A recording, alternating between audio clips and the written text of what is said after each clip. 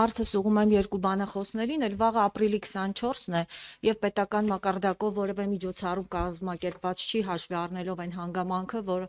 ցեղասպանության 110-րդ տարելիցն է, սովորաբար այսպես ասենք կլոր տարեթվերին ինչ որ պետական մակարդակով հանձնաժողովներ են ստեղծվել նախկինում, միջոցառումներ են ծրագրավորվել։ Այս տարի ես համենայն դեպս չհանդիպեցի նման բան։ Սա արդյոք նշանակում է, որ ցեղասպանությունը իրական Հայաստանում տեղ չունի, այսինքն այն պատմական Հայաստանում տեղի ունեցող իրադարձություն է եղել Փաշինյանական իշխանության համար, եւ Հայաստան խմբակցությունը օրինագիծ է դրել շրջանառության մեջ ցեղասպանության ուրացումը քրեականացնող, ինչպես եք պատրաստվում քվեարկել։ Շնորհակալություն։ Շնորհակալություն, ես կարծում եմ դուք շատ տպավորված եք նախկին բանախոսից, որը ներկայացնում է երիտթուրքերի հետ նախկինում կոալիցիա կազմակերպած կազմած դաշնակցություն կուսակցությունը,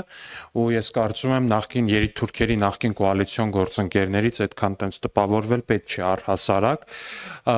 այնուամենայնիվ թույլ տվեք ասել, որ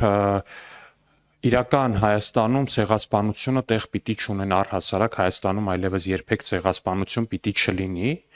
ինչպես օրինակ տեղի ունեցավ նաև 23 թվականին Լեռնային Ղարաբաղում, որ մեր գործընկերները պնդում են, այսինքն էլի դաշնակցությունը եկավ իշխանության ու էլի հերթական անգամ տեղի ունեցավ մեծ հաշվով էթնիկ զտում հայերի նկատմամբ ու նմանատիպ բաներ իրական Հայաստանում այլևս երբեք պիտի չլինեն։ Իսկ ինչ վերաբերվում է ցեղասպանության հիշատակին, ցեղասպանության հիշատակը մեր բոլորի սրտերում է, ի տարբերություն օրինակ Սերժ Սարգսյանի կառավարման, որը Ջո Բայդենից նախագահ խնդրել է փոխնախագահ այդ ժամանակվա, խնդրել էր շատ չթեժացնել ցեղասպանության ճանաչման հարցը, եւ նա փոխնախագահ Ջո Բայդենը դրա մասին պատմել էր հայ համայնքին, ի տարբերություն օրինակ Ռոբերտ Քոչարյանի, որը Wikileaks-ի գաղտնազերծված փաստաթղթերում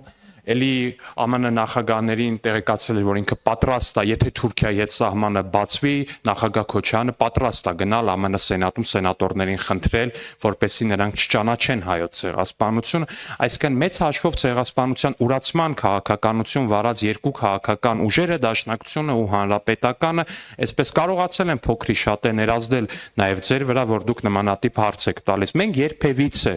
Հայաստանի Հանրապետության մեր իշխանությունը երբեք չի ուրացել, չի պատրաստվում ուրանալ ցեղասպանությունը, ցեղասպանությունը չի փորձում մոնետիզացնել, չի փորձում ցեղասպանությունը դարձնել ինչ-որ վաճառելի արտաքին հարաբերություններում կամ մնացածում, ինչպես օրինակ արել է Սերժ Սարգսյանը եւ այլ Ռոբերտ Քոչարյանը։ Մենք վաղը բոլորս միասին սգալու ենք մեր անմեղ նախնիների հիշատակը եւ այցելելու ենք Ծիծեռնակաբերդ, ինչպես ամեն տարի։ Իսկ որոշ միջոցառումներ կարծում եմ կան, չեմ կարող կոնկրետ ինչ-որ բաներ ասել, բայց այդ չգիտեմ ինչի մասին եք էլի մեծ հաշվով հարցնում։